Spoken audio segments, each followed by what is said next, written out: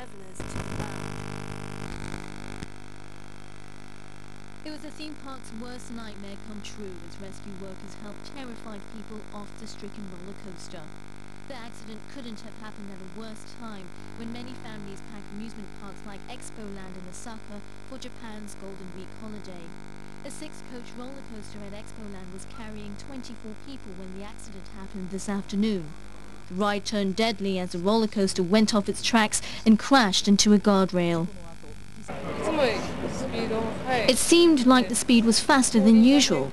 Then I heard a crushing sound, this witness said. It's believed a broken axle on one of the 6 cars was to blame for the accident. Japanese media reports said the roller coaster tilted while it was running and some passengers were thrown from the carriages. Expoland was closed following the accident. The theme park's operators imposed their own safety regulations and set the roller coaster's speed limit at 75 kilometers per hour on the 40-meter high track. Well, to another bigger disaster now. A Kenyan passenger plane with 115 people on board has crashed in the West African state of Cameroon. Rescue efforts are now underway, but it's not known if there are any survivors. ATV's Yondan Latu reports. The doomed Kenya Airways flight was supposed to land in Nairobi shortly before noon today, Hong Kong time, but it never arrived. With 106 passengers and 9 crew on board, the Boeing747-800 started off from Abidjan in Ivory Coast, stopped to pick up passengers in Cameroon's Douala airport, and then crashed on its way to the Kenyan capital. Officials said it went down near the southern town of Niete, about 200 kilometers from Douala. The last message from the aircraft was received by the control tower in Douala immediately after takeoff, but thereafter the tower lost control or lost contact with the aircraft.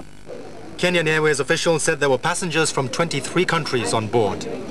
The last time Kenya Airways had a major disaster was in January 2000, when a plane bound for Nairobi from Abidjan plunged into the sea, killing 169 people.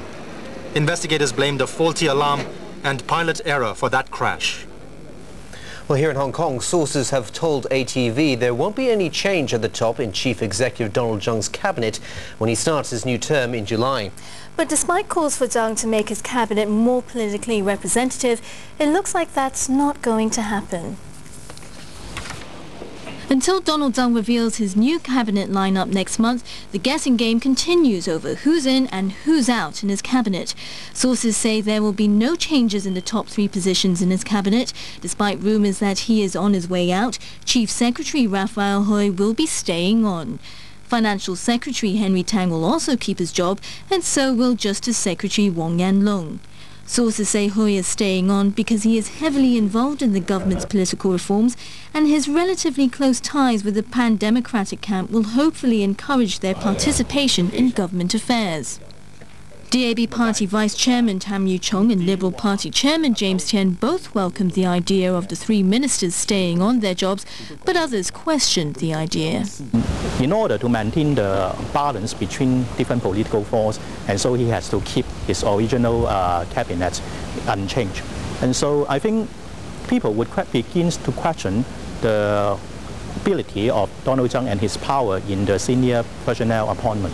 I'm quite surprised to hear that Mr. Tsang will probably be retaining all the existing secretaries in his new cabinet. Why is there such a change, which obviously falls short of the expectation of the Hong Kong people? Namely, people are expecting to have some change in the government leadership. Despite calls for Tsang to recruit people who are active in politics, there won't be much room for political participation in the cabinet this time round. Sources say it's highly unlikely political party members will take up ministerial posts. On a radio program today, Constitutional Affairs Secretary Stephen Lam played down expectations that politicians will be invited to take over top jobs. Customs officials say the number of complaints involving local shops selling fake goods to mainland tourists has dropped recently since the department launched its crackdown on unscrupulous traders. Several cases may go to court, and officials here say they'll invite witnesses from outside of Hong Kong to testify. ATV's Arthur Okiola reports. There were fears the Golden Week holiday would lose its shine for mainland tourists after state broadcaster CCTV accused local shops of selling fake goods to visitors from China. But Customs Commissioner Timothy Tong says the bad publicity, along with measures to crack down on unscrupulous traders, has led to a drop in the number of complaints. We have actually received over 100 complaints, but then all these complaints are about purchases made before the 1st of April, that is before the announcement by CCTV. That suggests that since the announcement and since vigorous customs action, situation has calmed down.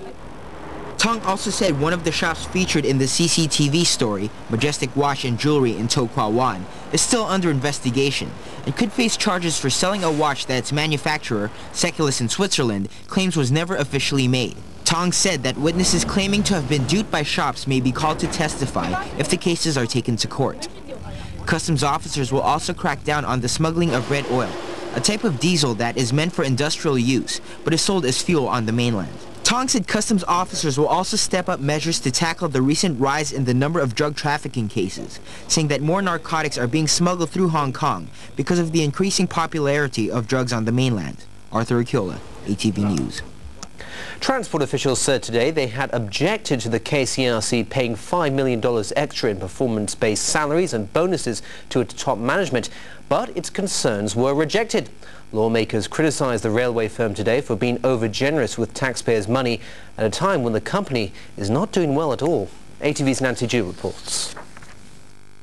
Coming just after an investigation into a fire on a West Rail train that forced a mass evaluation of passengers in February, the KCRC's generous perks for its top management is a sore point for critics.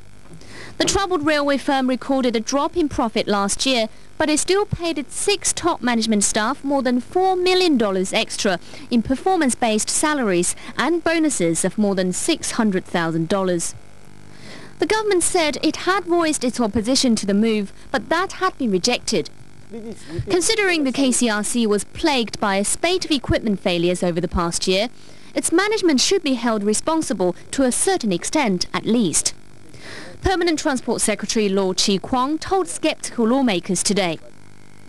Lawmakers said they were fed up with the KCRC paying its management staff handsome salaries and bonuses despite the poor performance of the company. Transport Panel Chairman Andrew Chern complained that the railway network was too generous with taxpayers' money. Lawmakers said the reward and punishment mechanism of the performance-based pay system was ineffective, and they want the government to scrap the railway network's current pay scheme after it merges with the MTRC.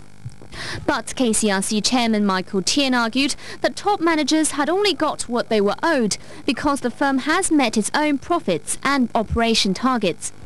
He said isolated incidents should not be taken into account when calculating their salaries. He was referring to the recent spate of technical problems that have disrupted train services. Nancy Chu, ATV News. Overseas again, and the party is over for millionaire hotel heiress and socialite Paris Hilton. In a stunning ruling, a Los Angeles court jailed her for 45 days for violating her probation after she was convicted of drink driving. ATV's Yondon Latu reports. The paparazzi had a field day as Paris Hilton arrived at the Los Angeles Municipal Court for a 2-hour hearing. The party was over for the 26-year-old celebrity hotel heiress, one of the world's most photographed women. The judge said he was in no doubt that Hilton knew she had broken her parole by twice driving on a suspended license, even though she had been convicted of drink driving. Hilton wept, apologizing repeatedly and claiming she had been told by her manager that she could still drive. But the judge stood firm and sentenced her to 45 days in jail for violating the terms of her probation. Shame on the system, shame on the city attorney. Her lawyer said the sentence was just too harsh and they would appeal. I am shocked and disappointed at the sentence imposed by the judge. I was equally taken aback by the city attorney's position. To sentence Paris Hilton to 45 days in jail, to me, was uncalled for, inappropriate, and bordered on the ludicrous. I think she was singled out because she's who she is. Hilton must start her sentence at a county detention facility on the 5th of June or else serve a 90-day jail term. Hilton has long been a prime target for the paparazzi and tabloid gossip. She gained notoriety in 2003 when an unauthorized sex video with a former boyfriend appeared on the internet. She's tried her hand at pop music with a debut album last year and has appeared in several B-movies. And still to come on ATV's main news tonight, new study finds US soldiers support torture in Iraq. And South Korean dry cleaners sued for $65 million for losing a pair of pants.